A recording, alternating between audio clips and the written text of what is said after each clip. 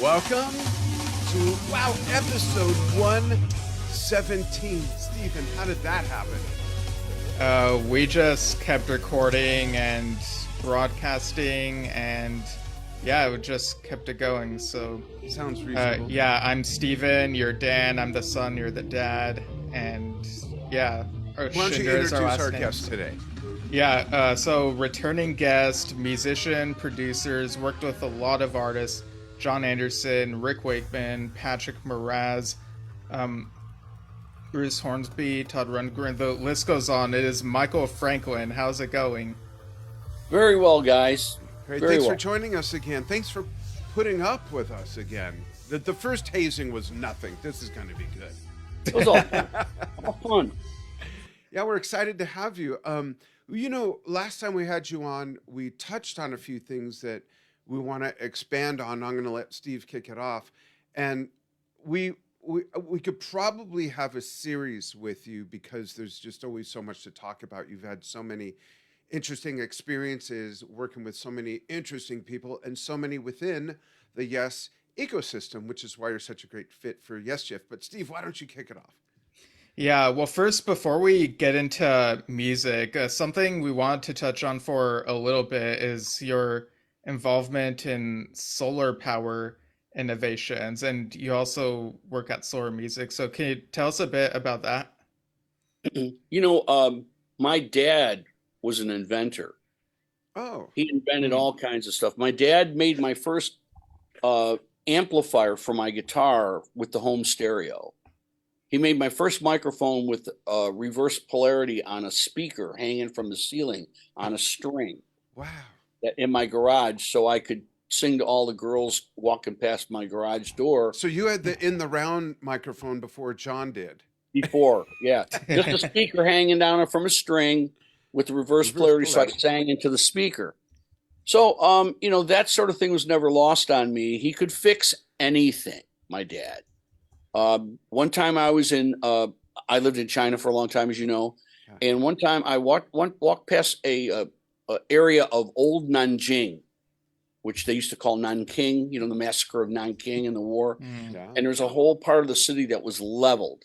And I walked through this area and I found a couple old lanterns that were probably hanging on a house. And I dusted them off and I cleaned them up and I put them in my suitcase. When I came back to America, I brought them with me and I gave them to my dad. The next time I came back to America, he had turned them into lights in my house. Oh, wow. He had them up a chandelier and the other ones were in my house. He could fix anything, really fix anything. So he was an inventor and he invented a lot of things for the steel industry, but they give him a pat on the head. They didn't really, he wasn't a businessman, my dad. Mm. So he gave him a little bit of pat on the head. So when I started thinking of things to do, I did a tour one time with a pianist named Avo Uvazian. And you might know Avo Uvazian from Avo Cigars. Oh, wow. The Avo sessions in Basel, Switzerland. Huh. Avo. Yeah. Avo was a great pianist born in Armenia. And he eventually became the piano player for the Shah of Iran. Wow.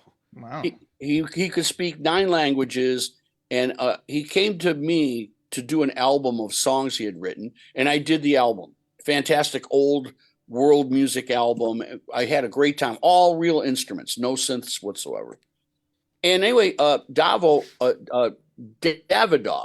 bought the rights to the Avo cigar. And so they asked me to record an album with Avo that they could package into 12 songs for his line of 12 cigars. Oh, wow. I wish I had it here. It's a keyboard case, that you put 12 different cigars in. So they wanted to do a tour. And so we did. We went to several different countries, me and Avo, to these really, really high prestigious cigar meetings with I don't know. We went to Taipei, Kuala Lumpur, Korea. First time he'd ever been in China, Manila. We did all of Asia in about 14 days. And in Taipei, we played at a place, and I played with a trio at a jazz club, and then Avo got up and played with the trios. And at the end, our climax of every show was the two of us would get on the piano and we would do a four-handed boogie on the piano, 13 bar blues. Oh, wow. Yeah, Armenian style. Armenian style. I mean, sexy time. Okay. So we did that. When we were in Taiwan, I got to play, and some guy sat in my seat, and I was upset someone was in my seat. So after I got done playing, he said, "Hey, Michael, we're going up to this movie star's house for a party after the cigar show." Oh, great. So we went up there. The little guy that sat in my seat was the guy. Oh, how funny. I was really upset with him.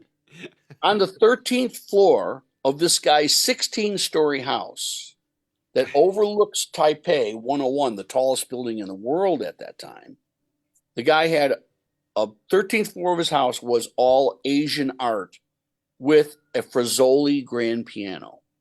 Now, you couldn't get me off of that thing, right? Everybody left to go up to the drinks upstairs, and it was just me and this guy. And I just said, I don't believe this is so beautiful. Whoever owns this place is just, got great taste. And he said, "Sheshini, thank you, So I found out his name was Wood Chen, Mutu Chen. And he's one of the richest guys in the world. Wow. Me and him got to be great friends over the course of 15 years. I used to go to Taiwan all the time, and it was the first, press the button with your thumb identifier to let you in the door. Yeah. And I had a room every time I came to Taiwan. I just go right to my room and let him know I'm there and all this stuff. He was into solar. Oh. Long way around, but this is what happened. He said, "Michael, grand piano music is all wonderful, but solar is the future."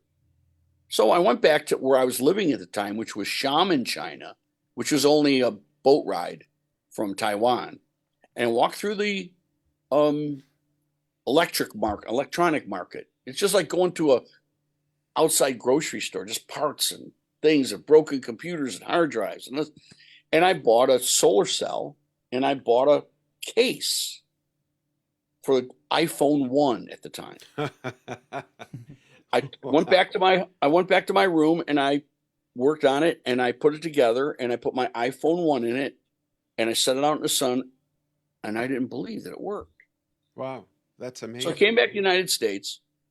My dad at the time was involved with some guys at a country club. They were all in the stock market, whatever. And they heard about it, and they said, "Hey, we want to back you."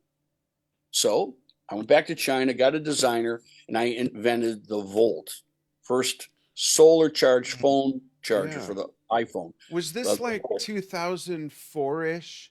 Something like that, yeah. So, and then anyway, that was successful.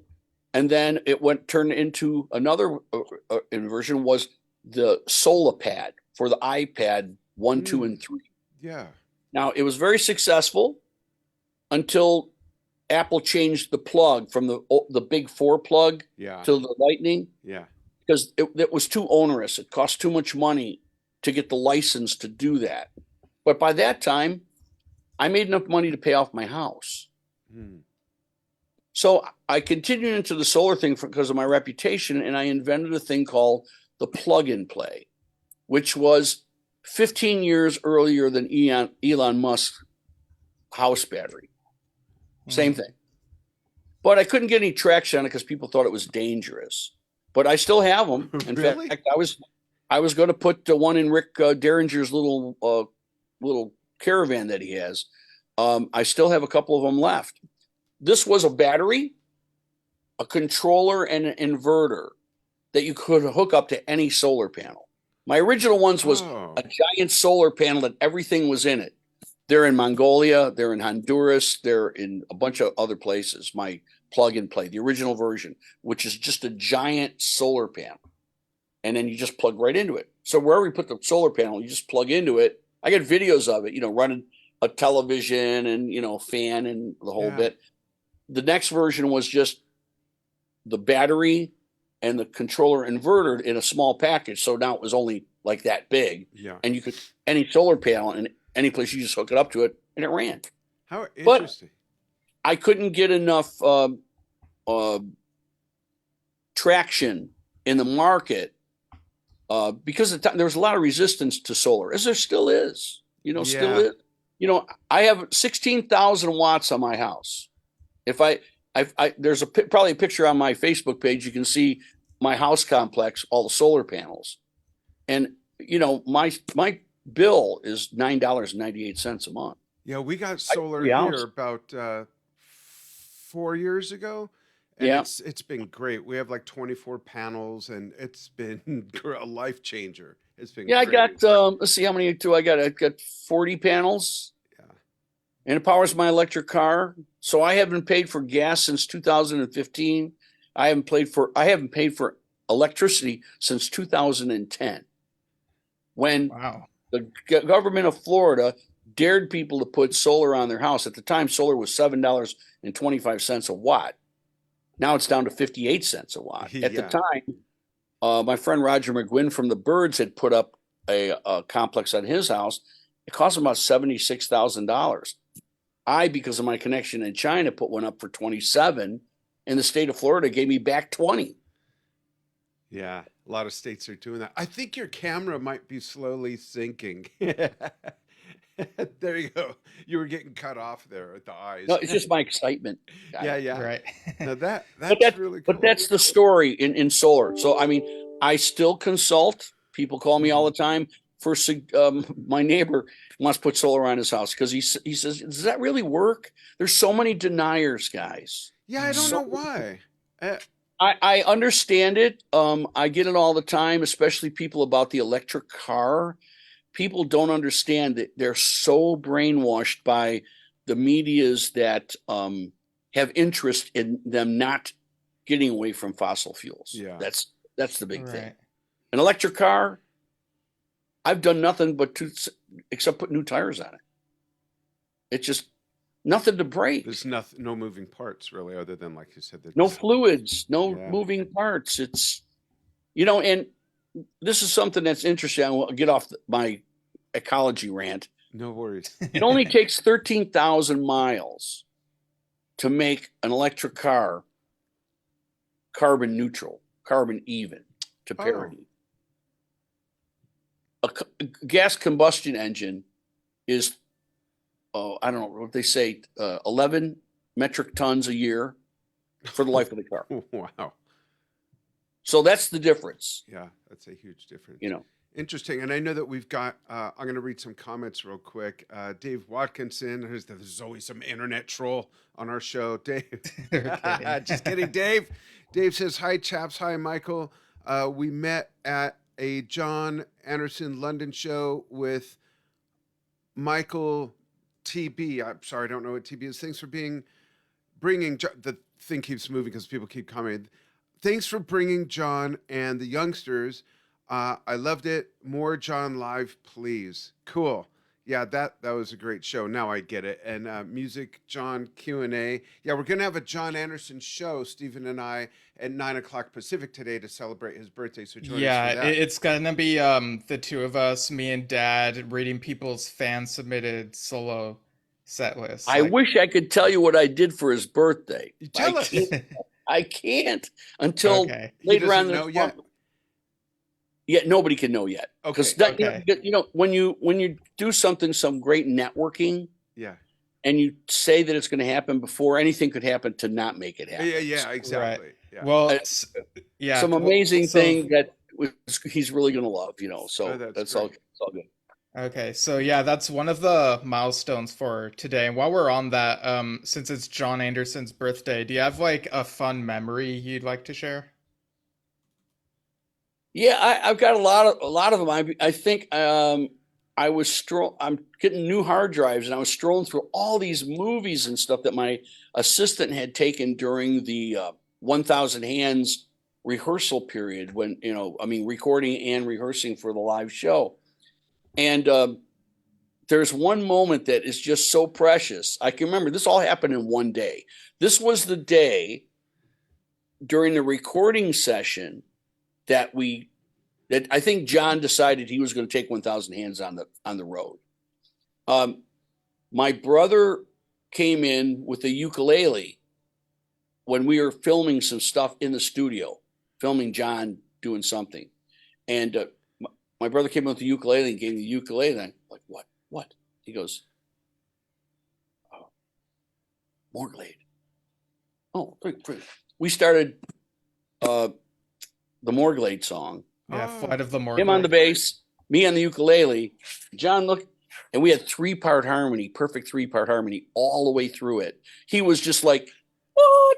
And it was being filmed. And it was just like, it was so crazy because I'm thinking, man, do I remember all the words of this damn thing? Because I mean, God, how long has it been? Yeah. But so we played it. We played it just about all the way through. And he said, stop. Oh, that's and it's on film. It's on Do film. you have a clip of that? Yeah, I do. I'm gonna find it, but I saw it a couple weeks ago, and it just made me laugh. If you can find Yeah. it, we'd love to have that and show it. And the same day, we walked through my house, and I have another keyboard set up in the house because when the studio's being used, I can't do any of my work. When I have somebody else in the studio, when Matt's got another session. So John and I were in my house, and we were walking past one of my other Kurzweils that I was setting up. I was programming it, and I just went by and said, "Oh, check this out! It's the new Kurzweil that they gave me." And I played the whole intro for State of Independence, all orchestrated with just me. Yeah. And he true, and it was like, I think that was the day that he said, "Man, this could all happen," But it was really great doing that band. It was, it was just strange how the diversity of the band. I mean, Jocelyn was from Taiwan. Billy was from Canada, I think. Steady was from Aruba. We just had all these different people. Joe was from the Philippines. Joe, I needed another keyboard player. I had a couple keyboard players that I wanted to play on the show with me. And unfortunately, one of my great friends, Antonio Esposito, he couldn't. His wife was having a baby, so it was not good timing for him. And he was perfect. And another guy, Dennis Gallo, who used to be with the Backstreet Boys as a local musician, he couldn't do it. I'm thinking, man, nope, I can't find anybody. Either people are busy or, having babies. And then this guy called me from the Philippines. And he said, yeah, I'm going to come back to America for the audition. And I said, I don't know, man. I had a couple of people come and audition, and I've had to say, hey, we'll call you, trying to be polite. I said, you might come all the way here, and you won't be, it won't happen. He goes, I'll be there on that day. Lo and behold, he came, he played, he was fantastic. Nice. A nice guy. And so I said, oh, sure, man, if you want to do it, great, good. First rehearsal, he had his keyboard stack. Second rehearsal, came out with the banjo. Third rehearsal, came out with the trombone. Fourth, trumpet, harp, everything, mandolin. He's pulling something out of his butt every single day, And it just added to the whole flavor of it. In fact, currently I'm working on an album for Joe, who's a great writer. And I'm doing an album for him right now that's going to be really good. Really good. Oh, that's great. Great. Yeah. And you've also been hard at work at 1000 Hands Chapter 2. Would you happen to have an estimated release window for that? Or are you allowed to say anything? Or it's I'm working on I have a concept for Chapter 2. I'm working on it. I have a lot of songs which could be Chapter 3 and beyond. Oh wow. But it's John's business plan of what he wants to do, because right. Touring affects what you want to do releases on, and that's all up to the people in his business camp of what they want to do. I mean, I know that we talk about Chapter 2 all the time. It's got some great guests on it. Yeah.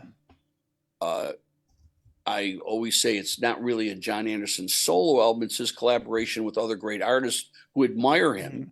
Yeah. Right. And so some of the stuff is a little out of the box because it's, Are there right. returning offenders and new people, or mostly new people? Returning offenders.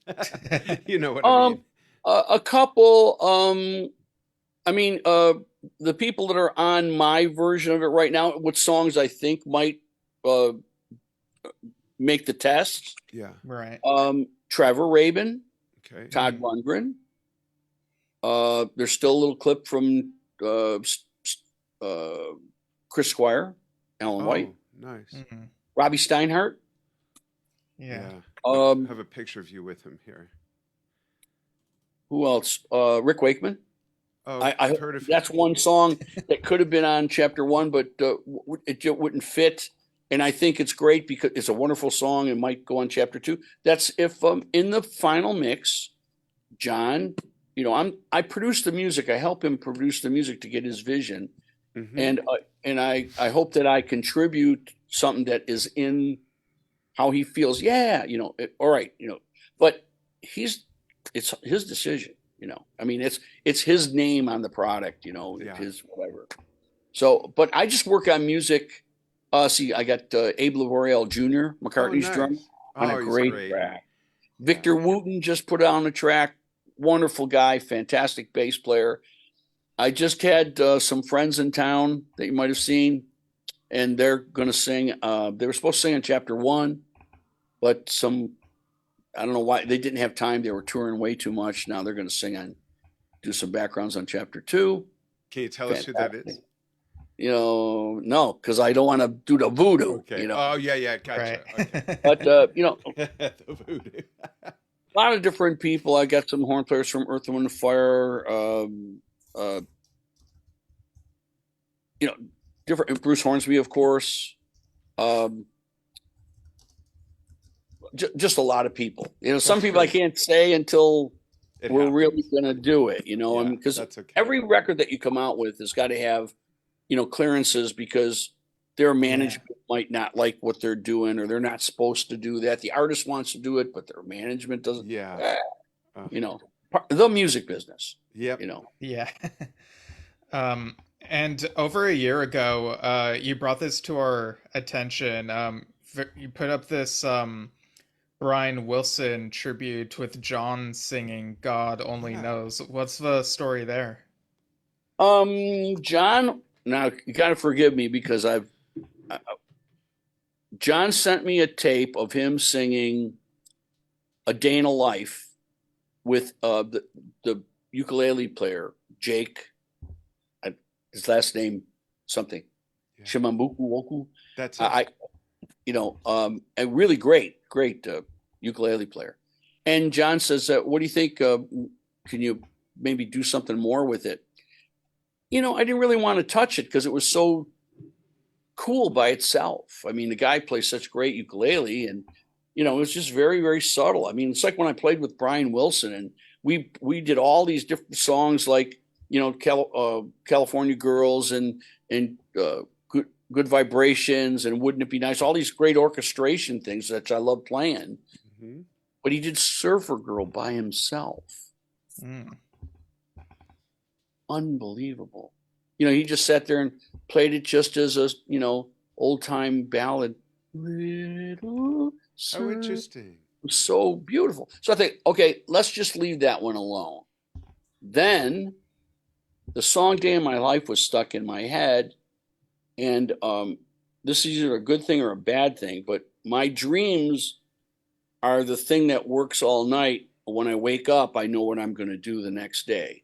This is the truth, 100% truth. People say that's baloney. No, it's not.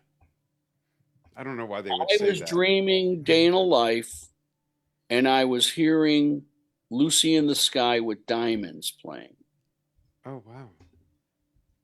And that caused me to do the John Lennon piece. Did you hear the John Lennon piece? Yeah. Yeah.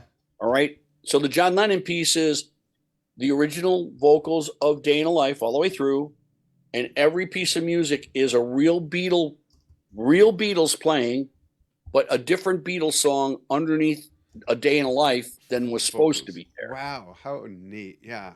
And I've got all kinds of accolades. George Martin's son saw how great it was and everything. And it was all from dreams, guys. That's really awesome. 100% from dreams. I put it together with my engineer, and it turned out to be. Then I got a hold of Avero Ortega, the guy who does the Beatle cartoons. Yeah. Yeah. took some of his stuff, and I did my own movie storyboard and sent it to him, and then he did what is there. Oh, And neat. everyone has seen it. In fact, McCartney's lawyer said that they all love it. So That's great. we'll see what happens with it. I just want it out there as a show my production ideas and how crazy I am. Yeah. Neat Because example. some musicians listen to it and they hear that Day in a Life with all the other Beatles songs, Day in a Life, In My Life, Eleanor Rigby, come together, and they listen to it and they go, so what's different about that? What? Because it fits so well. That's why. You're The middle bridge, woke up, fell out of bed, grabbed comb across my head. If you haven't seen it, I did McCartney's Got to Get You Into My Life in that spot, and it works perfectly. Oh, cool.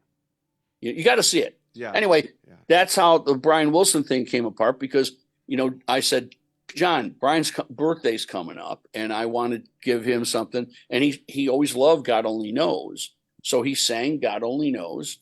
And then I think I said, why don't you Jon Anderson it?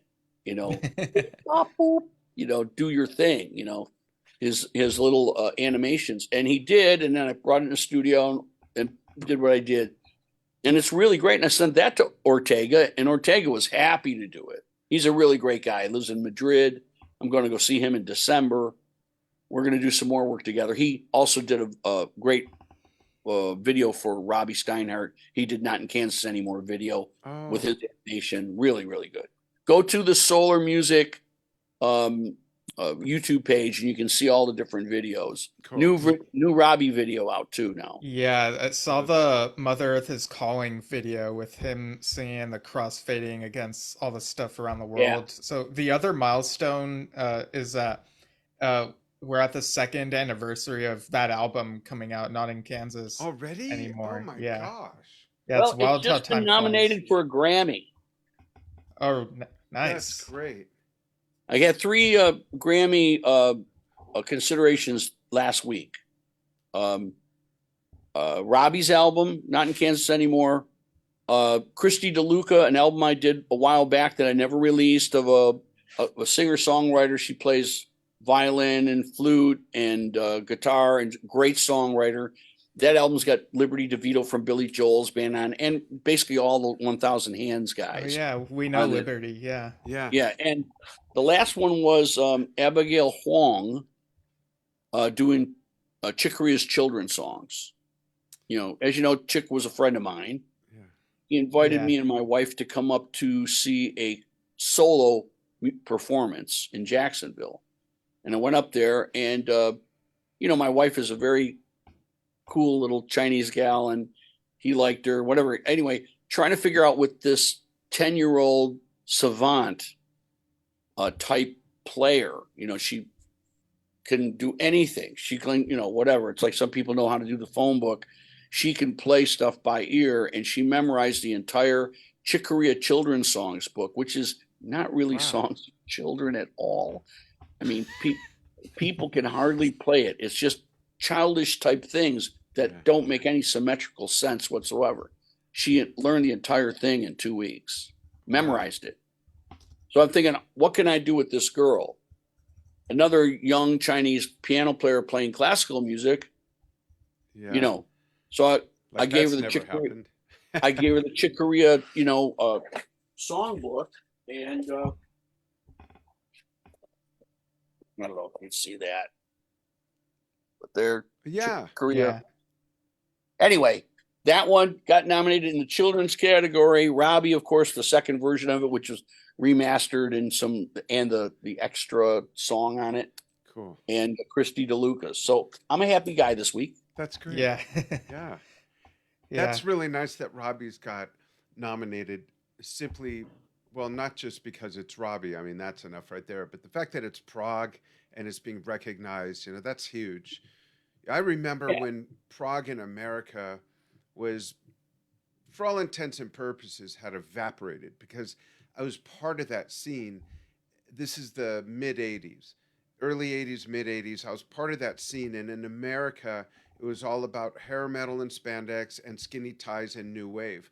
Prague was left to the Netherlands and the UK and Norway and the Scandinavian countries. In America, it was like no one cared because you could. It got a little bit out of hand.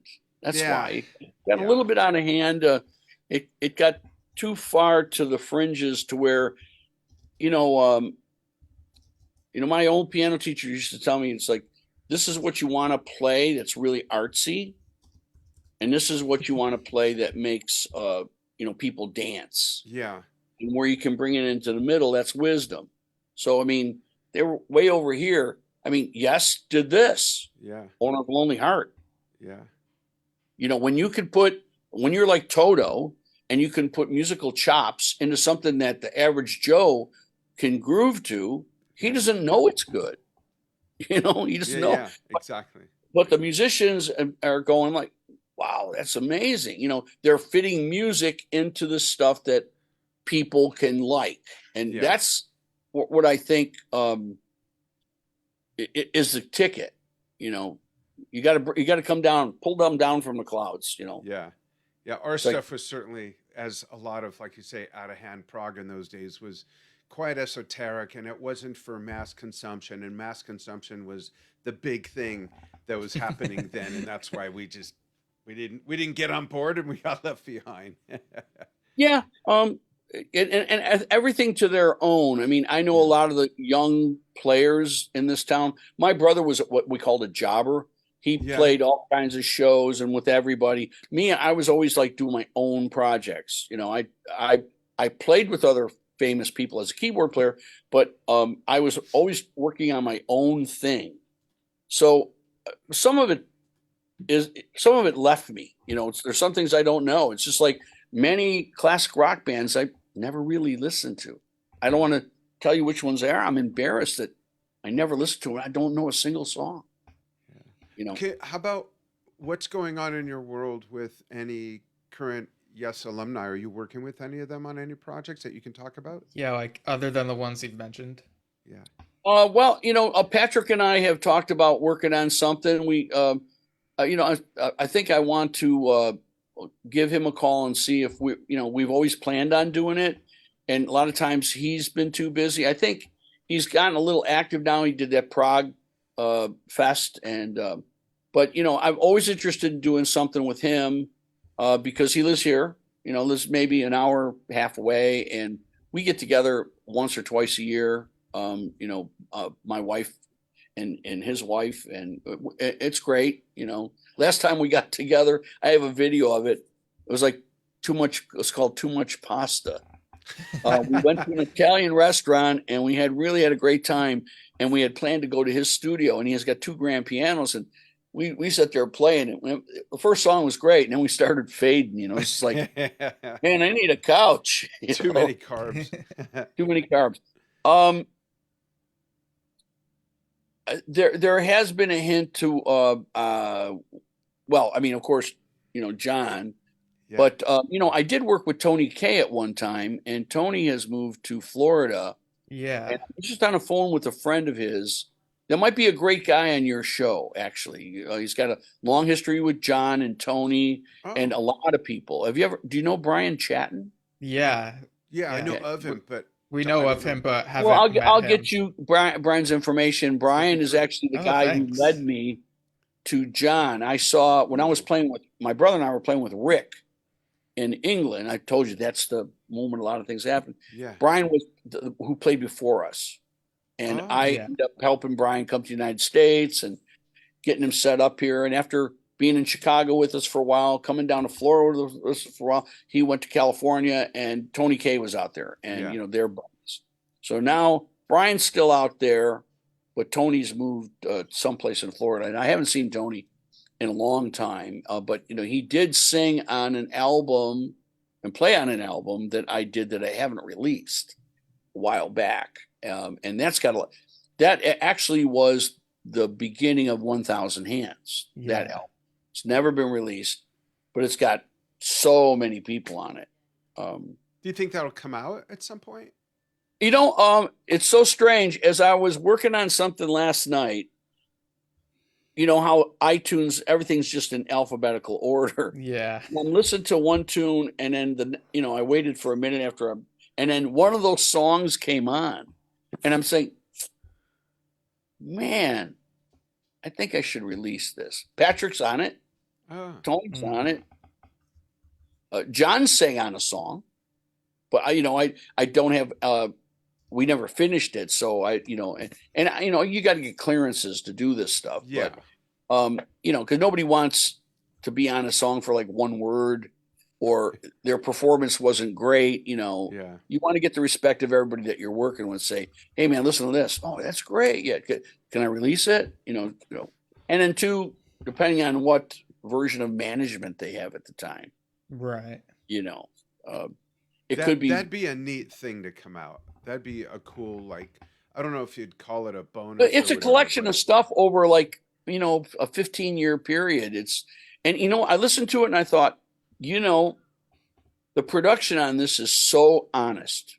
Oh, that's There's cool. not really a lot of production on it. It's very organic. It's really just organic. And I think that I'm appreciating that because my brother and I are out working with Joey Mullen from Badfinger this year. Oh, wow. That's cool. Oh, yeah. And that's one of the most organic bands that I loved. And Joey's the most wonderful guy to work with. He's so cool. And he's so down to earth. And I have some good musicians, working with me. And it sounds so good. It sounds exactly like the records. In fact, I saw Badfinger on a video the other night, and I'm saying, man, we kicked their ass. Just the harmonies, That's great. All the bands that I've worked with, all my backing bands that have worked with all these big stars, one of my criteria was everyone had to sing. Even my drummer had to sing because I might need another voice. And I've had a drummer that I've worked with for a long time who was in Chicago with me when I was growing up. His name is Paul Parker. And Paul's been on the Rick Wakeman album. He just played on a song with John on Chapter 2. He's a very jazz and big band drummer. I mean, I would say he's Bruford. Oh, wow. Cool. He's like a Bruford guy. And he's in the Badfinger band, and he's every fill is exactly like that sound, Yeah. That was actually double tracked, those drums. So you got to be a little sloppy and play flams to make it sound right. That's cool.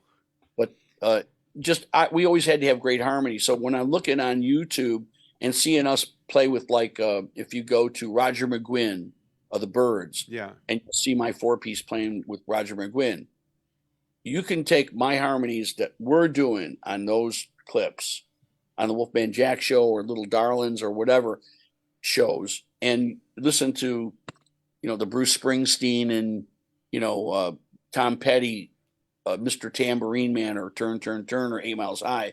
And you go, wow, it's not very good. No offense, guys. Yeah. Just, they're doing their kind of slacker, hi, sliding off, we are singing it like the records, That's cool. That's Yeah. cool. And go ahead, Steve. Yeah, just looking at comments real quick. I see Robert Nasir earlier said, Michael Franklin, thanks for the outstanding work and bringing this all to us.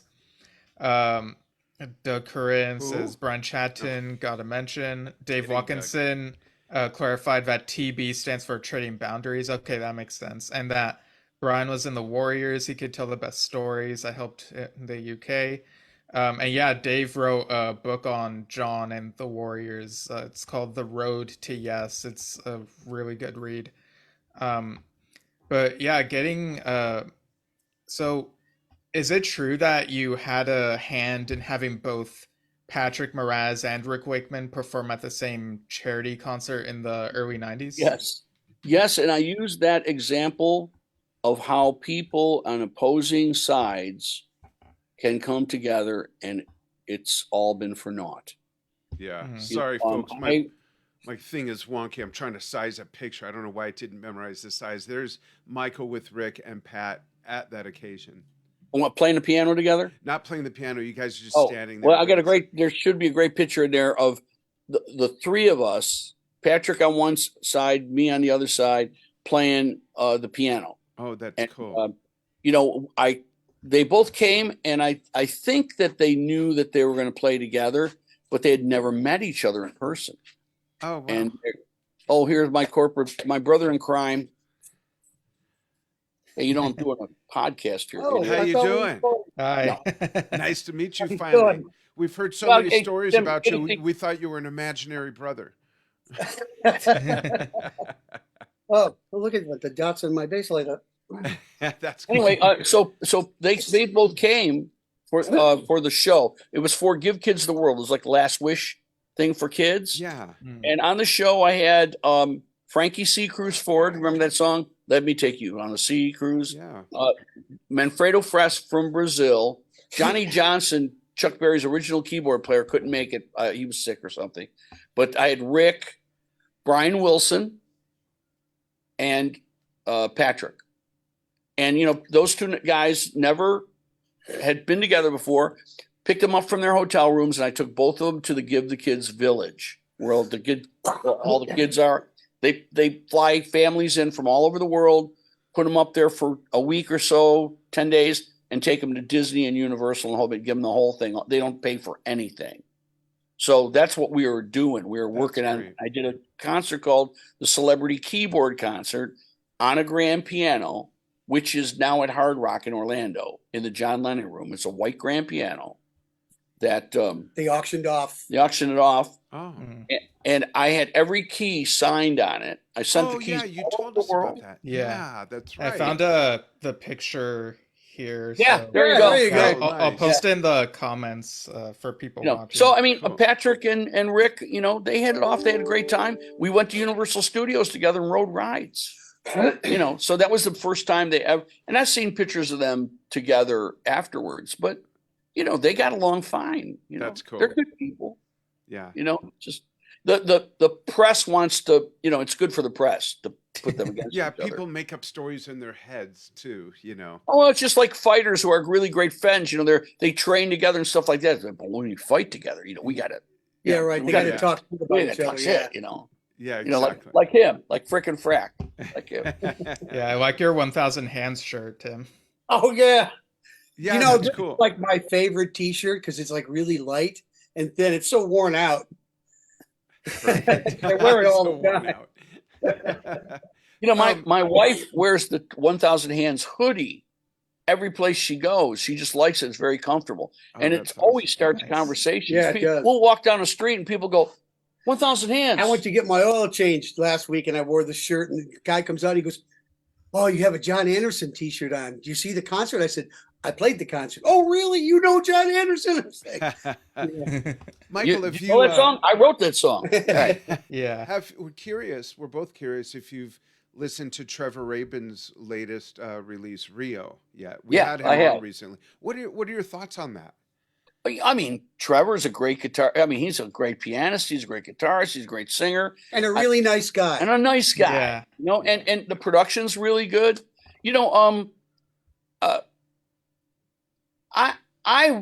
What I want to hear in the remaining years I'm here is more challenging stuff. Mm-hmm. What he did is great, and I'm sure all the Yes people loved it because it's him, and it's all very good.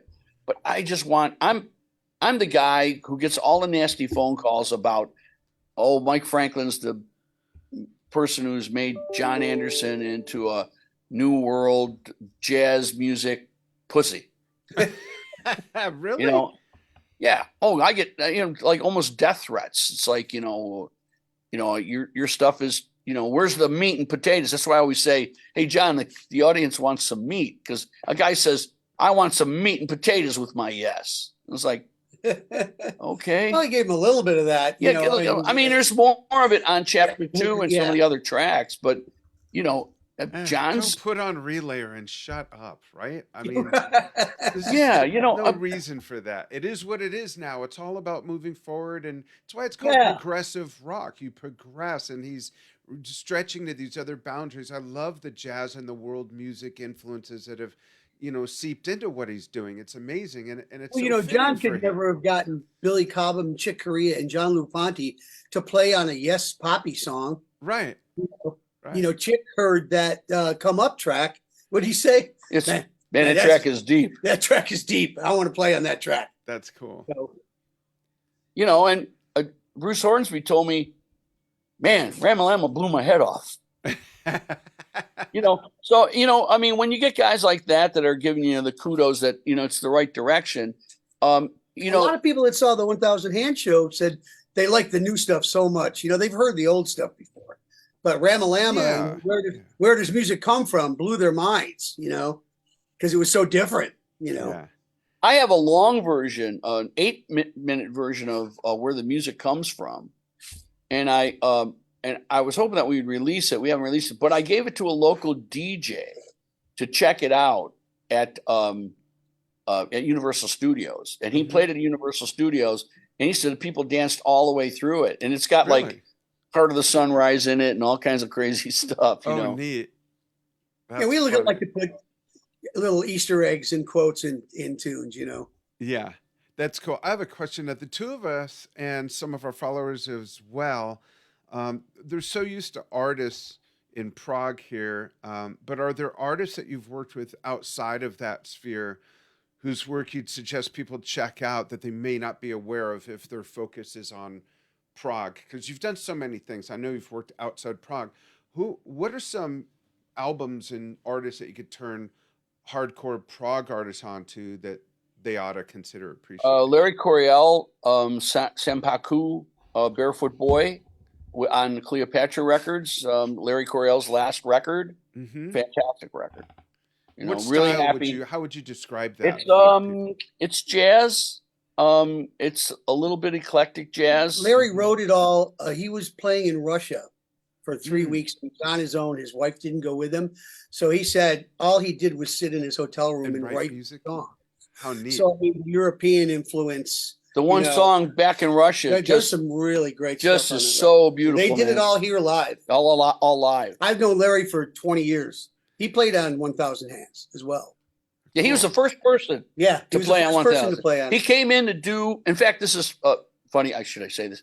I was invited to go see the other Yes show last week. And, I wanted to thank Steve for playing on Chapter 1.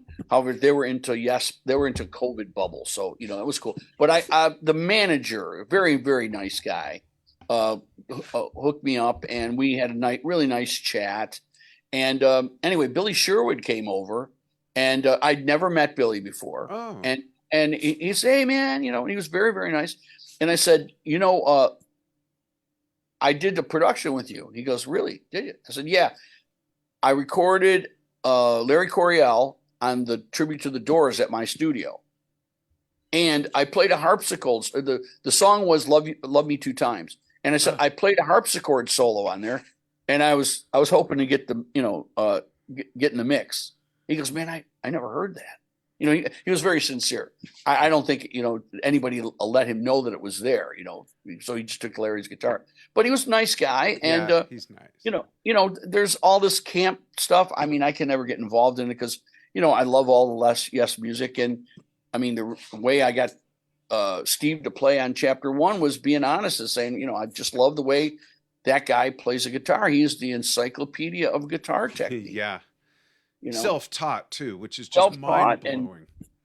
And I know a lot of people have, they've got issues with the John camp and that, but they're always trying to get me to say something bad, and I'll never say anything bad. I love Yes music, and of course I'm closer to John than most people, but I always tell John, he's in my DNA. I mean, the music that I want to do is expansive, long form kind of music.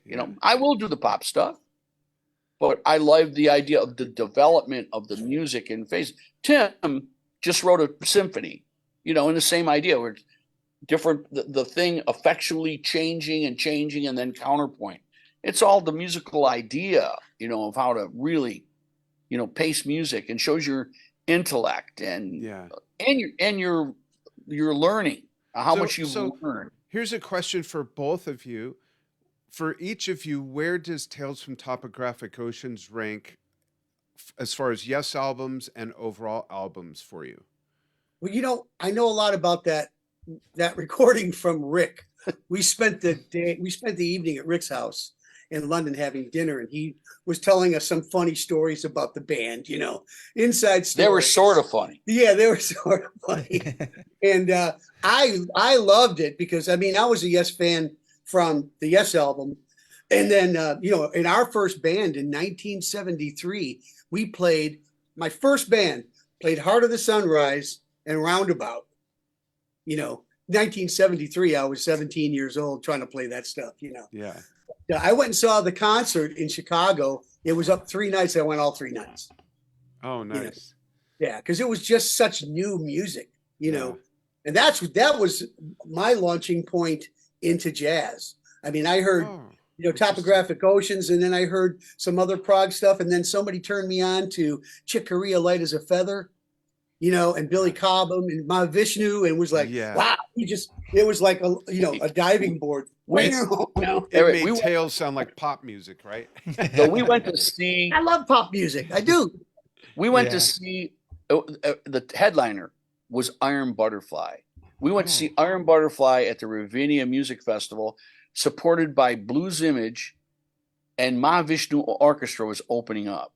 Wow. So here we are. It's an orchestral outdoor venue, right? And we're here. We're all sitting. Some old lady and old guy sitting next to me. Season pass holders. They season pass holders, and they're going. It says, "This Mahavishnu Orchestra. Are they good?" I said, "They'll blow your mind." And they started off like, and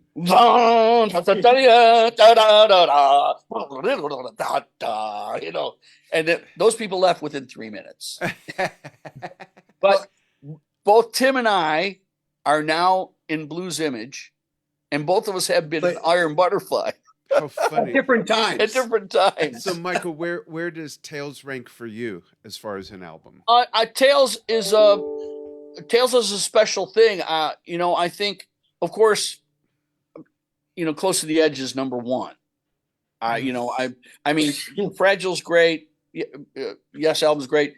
I think maybe for me it's like number 3. I like a peculiar one. I like Tormato. So do we. We're very. It's a great record. One of my songs that I wanted John to do in 1,000 Hands was Future Times. Oh, I love that song. I love that song. Yeah, it's my favorite on that album. Actually, but of course, all the albums are good. But I have to tell you, I think before Drama, I was on to. Yeah, we were on the road. We're on the road. We're working so much. We're playing with. We're no longer sitting around listening to records. Right. Yeah, we were on TV. Learning 4 different artist shows a week to be on television. Okay. Tuesday rehearsal for the show.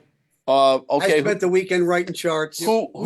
We just had Kevin on about this book. If you haven't read this book, this is a great book about a great album. A lot of behind the scenes pics that don't exist anywhere else. Kevin did a really good job with this, and it's Oliver Wakeman's favorite Yes album. So it's one of those very Tormato story. That I think it's a bad rap. It was my first tour that I saw, 6th row, first time in the round, 1978, and I saw the 79 leg. But this is a great book about a great album. I'm glad you guys. I'm sure Oliver won't remember it, but he sat on my lap in 1983 watching Star Wars at his house. Oh wow, funny. I have and Rick's dog tried to bite me. And this is funny. Snake. Okay, so we're at Rick's house, and Tim wasn't in London; it was in Camberley. Yeah, Rick had the house that General Montgomery had during the war, that had the glass ceiling, so they could see the war plans without any light. The skylight in the skylight. So anyway, so we just did this thing at Ronnie Scott's with Rick, and we're at his house, and his wife went out and bought some Swedish Pilsner. Yeah. That was like, I don't know, 17% or something like that. And we were shit-faced. Yeah. To be honest. And we were down on the floor with the score for some thing that he was doing. He was doing a score for the soccer. Famous soccer guy. And we were it was a documentary. We were following the score on the floor, and 3 of us were just shattered. That's funny. Wait a second. Check this out. Yeah. Wei Xiao Bao Bei. No, Shinfinjun. Okay. All right. Bye-bye. I need. Wrong number. Oh, last My wife. question before we have to go. Wrong number, my wife. That's funny. We heard that you'll be part of the Panama Jazz Festival. January is coming up so quickly. Oh, we're going down there. Tell us about that. Yeah. And we're any going other down upcoming there. projects. It's Billy's 80th birthday. Billy So- Cobham. Billy Cobham. Yeah. So the city's putting on a jazz festival for him. It's like 5 days long. Billy's actually performing in 3 days. He's doing a trio thing one night. He's doing a quintet the next night. And then he's doing a 17-piece big band. Now, should I say this? Well, I don't know. I don't know what it is. We won't tell anyone. Well, and he probably won't hear it. But Billy and I wrote a tune together. And I'm having a really great local arranger, a guy that I've always wanted to work with. You know, you can arrange all you want, but sometimes you give an arranger is another thing. Like, I like that piano player, you know, and this guy is a really, really great arranger. I'm giving him this tune and having him orchestrated for 17 pieces. And I'm going to give it to Billy Pryor for his birthday. Nice. So it's the tune. I'm going to record it and finish it, but he's going to have the tune and he's going to have all the music for it. It's for his birthday. Oh, that's great. That's great. Awesome. Well, we're not on the bill. We're not on the guests. bill. We're guests. He invited us to his 80th birthday party That's Yeah. cool. in Panama. Yeah. So we're going. Great. We might play something. Yeah. Yeah, we might. I got an idea for a tune that Billy played on. I just want it to be me and Tim. I'd Oh, say, hey, nice. Bill, let's play this one song that I love. Cool. Bandolero, let me guess. No. Oh. Fly with the Wind. Oh. I'll have to relearn that one. Yeah, That's a I great was going to song. say, make sure you guys are playing the same song when you play. In the same key. Hey, what do you mean? That's invention. That's progressive. That's true. You did it with the Beatles stuff. Just overlay everything and each play different songs. Yeah. Charles Ives did it. That's funny. We really appreciate. Hey, Tim, thanks for jumping in. First of all, that's really cool to have you join us. And My pleasure. Michael, of course, we'd love to also have you on again. Hang on the line for a moment after we say goodbye to everybody. I want to thank everybody for joining Steve and myself and the Franklin brothers. It's a great program, guys. thank you. Anytime you need. Check out my website, timfranklinmusic.com Yeah, Steve will put that in the comments. and Absolutely. solarmusic.com. And I want to thank everyone for following us, whether it's on Facebook or youtube.com/@Yesshift or at anchor.fm/Yesshift. And stay tuned because today, in about an hour, we already got to get ready. The Jon Anderson birthday episode with Stephen and I. We asked our audience to compile lists of their favorite Jon Anderson solo and collaboration songs. And Steve and I each have one too that we don't Hey, know Stephen, check on my Facebook page for Tim and I. Happy birthday song to John. Oh, cool. Oh, will do. Yeah. Yeah. Awesome. It's last year's version, but it'll still work. Okay. Awesome. Guys, thanks so much for joining us. thanks Folks. again. Thanks Thank for you. watching. And hang on the line, guys, as we say goodbye to the audience. Goodbye, audience. See you in Bye, an hour. audience.